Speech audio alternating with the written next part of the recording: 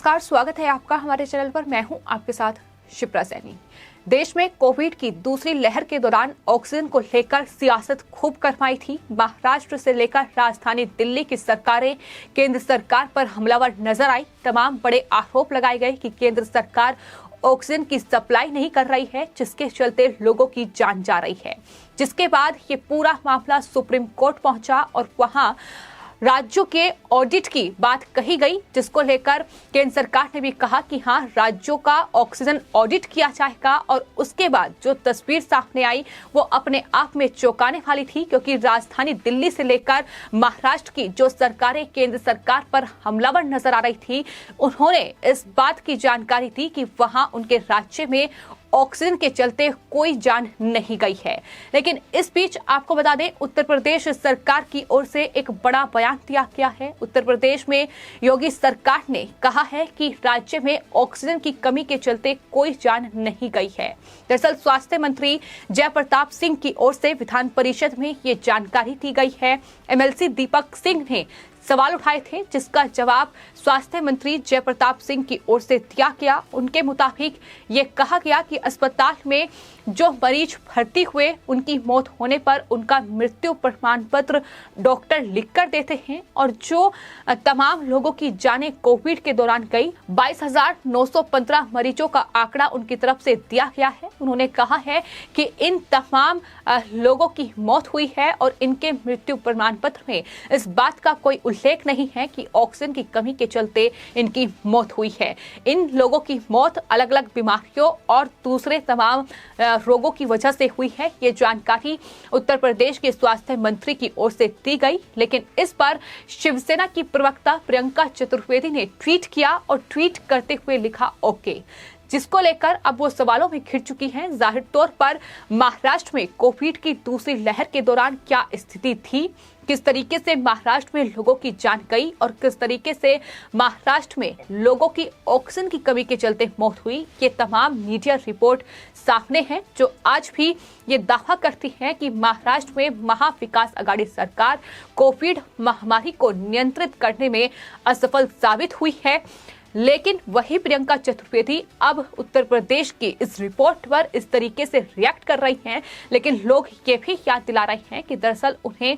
अपने ही सरकार में जो स्वास्थ्य मंत्री हैं राजेश टोपे, उनके भी बयान पर गौर कर लेना चाहिए कि जो लगातार महाराष्ट्र में महाविकास आघाड़ी सरकार के नेता कोविड की दूसरी लहर के दौरान ऑक्सीजन की कमी को लेकर केंद्र सरकार पर ठीकरा फोड़ रहे थे, लेकिन जब उनसे रिपोर्ट मांगी गई तो उनके ही राज्य स्वास्थ्य मंत्री जो हैं राजेश टोपे, उनकी तरफ से कहा गया कि महाराष्ट्र में ऑक्सीजन की कमी के चलते कोई मौत नहीं हुई है, और ये जानकारी उनकी तरफ से संसद में दी गई बाकायदा। तो यही बयान है जो राजेश टोपे का प्रियंका चतुर्वेदी को याद दिलाया जा रहा है कि तब उन्होंने इस तरीके का रिएक्ट नहीं किया। जाहिर तौर पर हमने देखा कि किस तरीके से महाराष्ट्र में, राजधानी दिल्ली, पश्चिम बंगाल में कोविड की दूसरी लहर के दौरान तमाम लोगों की मौत हुई, लेकिन इसका जिम्मेदार केंद्र सरकार को ठहराया गया। ऑक्सीजन को लेकर तमाम तरीके के सियासी बवाल देखने को मिले, किस तरीके से ऑक्सीजन की कालाबाजारी से लेकर ऑक्सीजन सिलेंडर की जो खपत थी वो किस तरीके से हुई और लोगों को खासी परेशानी का सामना करना पड़ा। तमाम राज्यों में ऑक्सीजन की कालाबाजारी नजर आई, फिर चाहे बात राजधानी दिल्ली की जाए या महाराष्ट्र की जाए, जिसे वहां की सरकारें रोकने में असफल साबित हुई। और ये पूरा मामला जब कोर्ट में पहुंचा तो जाहिर तौर पर सुप्रीम कोर्ट की ओर से ये कहा गया कि एक ऑडिट कमेटी का गठन किया जाएगा, और ये ऑडिट कमेटी जो है वो ये देखेगी कि आखिर कौन से राज्यों में कितनी ऑक्सीजन की सप्लाई हुई है, कितने अस्पतालों में कहां कितनी ऑक्सीजन पहुंची है और कितनी ऑक्सीजन अस्पतालों में मरीजों के लिए इस्तेमाल की गई है। और इस तरीके से जब ये फैसला लिया गया तो उसके बाद राज्य सरकार अपने ही बयानों से पलटती नजर आई, और अब जो जानकारी लगातार संसद में दी जा रही है, आपको बता दें, पंजाब को छोड़कर किसी भी राज्य ने अभी तक ये नहीं कहा है कि हाँ, उनके राज्य में ऑक्सीजन की कमी के चलते मौत हुई है। संजय राउत जो लगातार ये बयान दे रहे थे कि केंद्र सरकार ही लोगों की मौत की जिम्मेदार है, केंद्र सरकार ने ही ऑक्सीजन सप्लाई नहीं की, केंद्र सरकार ने ही तमाम राज्यों को ऑक्सीजन नहीं भेजा, जिसके चलते लोगों की मौत हो रही है। तमाम अस्पतालों में इस तरीके के हालात बने हुए हैं, लेकिन केंद्र सरकार की ओर से तमाम ऑक्सीजन सप्लाई जो है तमाम राज्यों को की गई थी और राज्य में मरीजों के मुताबिक जो है जनसंख्या के मुताबिक ये ऑक्सीजन की सप्लाई की जा रही थी। लेकिन इस ऑक्सीजन में किस तरीके की कालाबाजारी हुई ये हमने राजधानी दिल्ली में देखा, जहां जरूरत से ज्यादा 4 गुना बढ़ाकर ऑक्सीजन जो है वो दिल्ली सरकार की ओर से मांगी गई और ये खुद सुप्रीम कोर्ट की ऑडिट पैनल ने बड़ा खुलासा किया था। उन्होंने बताया था कि दिल्ली सरकार ने ऑक्सीजन जरूरत को 4 गुना बढ़ाकर दिखाया और इसकी वजह से देश में कई राज्यों पर संकट गहराया है। तो इस तरीके से ऑक्सीजन केंद्र सरकार से मांगा गया, केंद्र सरकार ने ऑक्सीजन की सप्लाई भी की, लेकिन वहीं किस तरीके की कालाबाजारी, किस तरीके का घोटाला ऑक्सीजन में हुआ और लोगों की जान केंद्र सरकार ने नहीं बल्कि दिल्ली सरकार, महाराष्ट्र में महाविकास आघाड़ी सरकार और जो पश्चिम बंगाल में टीएमसी सियासत कर रही थी वहां उन सरकारों की ओर से ली गई, क्योंकि इस तरीके का घोटाला, इस तरीके की कमाई का जरिया कहीं ना कहीं इस महामारी में भी इन तमाम विपक्षी दलों की सरकारों ने खोजा था। और अब इस पूरे मामले को लेकर कहीं ना कहीं अब ये पूरा विपक्ष और जिसमें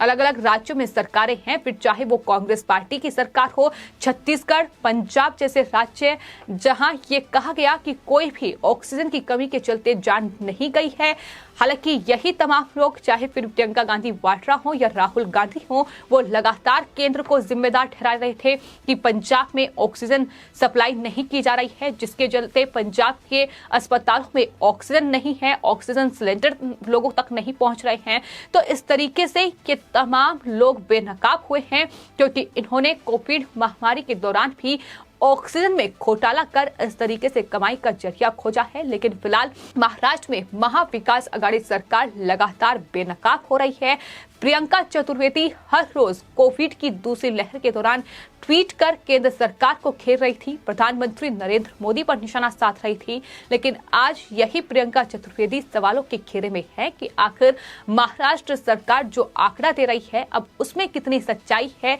ये भी प्रियंका चतुर्वेदी जो है वो देश की जनता को बताएं और महाराष्ट्र की जनता को बताएं। और आपको बता दें, उत्तर प्रदेश सरकार की ओर से जो बड़ी जानकारी दी गई है कि वहां ऑक्सीजन की कमी के चलते कोविड की दूसरी लहर में किसी की भी मौत नहीं हुई है। अब इस पूरे बयान पर सियासत करने की कोशिश लगातार उत्तर प्रदेश में हो रही है। अखिलेश यादव से लेकर अब प्रियंका गांधी वाड्रा का भी एक ट्वीट सामने आया है, जिसमें प्रियंका गांधी वाड्रा ने एक वीडियो ट्वीट किया है और उसमें लिखा है कि भगवान से तो डरो। ये कांग्रेस की ओर से लिखा गया है। लेकिन प्रियंका गांधी वाड्रा से सवाल लोग ये भी कर रहे हैं कि छत्तीसगढ़ और महाराष्ट्र, साथ ही पंजाब, ये कांग्रेस शासित राज्य हैं और छत्तीसगढ़ और महाराष्ट्र की ओर से जो जानकारी संसद में दी गई है, कहा गया है कि वहां ऑक्सीजन की कमी के चलते किसी की भी जान नहीं गई है। आखिर इस पर प्रियंका गांधी वाड्रा और राहुल गांधी क्या कहेंगे, यह भी सवाल लगातार उनसे पूछा जा रहा है। वही आपको बता दें, जो प्रियंका चतुर्वेदी की ओर से ट्वीट किया गया है उस पर अशोक श्रीवास्तव जो कि पत्रकार हैं, उनकी तरफ से ट्वीट करते हुए प्रियंका चतुर्वेदी को जवाब दिया गया है। उन्होंने कहा है कि कोई अपने गिरबा में नहीं झांकता, सबको आदत है दूसरों पर उंगली उठाने की। तो जाहिर तौर पर महाराष्ट्र सरकार की ओर से जो जानकारी संसद में दी गई वो अपने आप में चौंकाने वाली है, क्योंकि एक तरफ अगर संजय राउत, उद्धव ठाकरे, एनसीपी के तमाम नेता, कांग्रेस पार्टी पूरी तरीके से हमलावर केंद्र सरकार पर नजर आती है और दावे ये किए जाते हैं कि ऑक्सीजन की कमी के बारे में लगातार केंद्र सरकार झूठ बोल रही है, ये सरकार के खिलाफ मामला दर्ज किया जाना चाहिए। इस तरीके के अगर बयान आते हैं, अगर ऑक्सीजन की कमी के चलते केंद्र पर ठीकरा फोड़ा जाता है, तो फिर अगर जाने गई है तो राज्य सरकार आखिर जानकारी संसद में क्यों नहीं दे रही है? आखिर जानकारी केंद्र सरकार तक क्यों नहीं पहुंचाई जा रही है कि हाँ, ऑक्सीजन की कमी के चलते मौत हुई है। जाहिर तौर पर ये तमाम विपक्षी दलों की सरकारें डरी हुई हैं, क्योंकि ऑक्सीजन ऑडिट की बात सरकार की ओर से कही गई। ऑक्सीजन ऑडिट पैनल जो है वो भी गठित किया गया, जो तमाम आंकड़े भी पेश किए गए हैं। वही बात अगर उत्तर प्रदेश की जाए तो उत्तर प्रदेश में किस तरीके से उत्तर प्रदेश के मुख्यमंत्री योगी आदित्यनाथ ने कोविड की दूसरी लहर में पूरी स्थिति को संभालने में कितना बड़ा योगदान दिया है, किस तरीके से पूरी स्थिति को नियंत्रण का, ये किसी से छिपा नहीं है, क्योंकि जितना बड़ा आंकड़ा था और फिर जिस तरीके से कोविड महामारी पर लगाम लगाई गई, जिस तरीके से स्वास्थ्य सेवाएं बेहतर की गई, ऑक्सीजन की सप्लाई को लेकर तमाम इंतजाम किए गए, खुद उत्तर प्रदेश के मुख्यमंत्री योगी आदित्यनाथ इस कोविड की दूसरी लहर के दौरान फील्ड पर उतरे और तमाम अस्पतालों का जायजा उनकी तरफ से लिया गया। जिस तरीके का कार्य किया गया, खुद कोविड से जूझे लेकिन उसके बाद भी वो मैदान पर नजर आए। तो ये तमाम उपलब्धियां उत्तर प्रदेश सरकार ने हासिल की है और जाहिर तौर पर इन्हीं तमाम चीजों को लेकर उनकी तरफ से ये जानकारी दी गई है कि आंकड़े ये साफ तौर पर बता रहे हैं कि उत्तर प्रदेश में कोविड में ऑक्सीजन की वजह से कोई भी मौत नहीं हुई है। लेकिन जाहिर तौर पर यह बात विपक्ष को नहीं खपेगी, क्योंकि उत्तर प्रदेश में 2022 में विधानसभा चुनाव होने हैं। तो ऐसे में विपक्ष को मुद्दा चाहिए और यही वजह है कि अखिलेश यादव से लेकर प्रियंका गांधी वाड्रा के ये ट्वीट सामने आ रहे हैं। फिलहाल आपकी इस पूरे मामले पर क्या राय है, हमें कमेंट बॉक्स में जरूर लिखें और चैनल को सब्सक्राइब करें। धन्यवाद।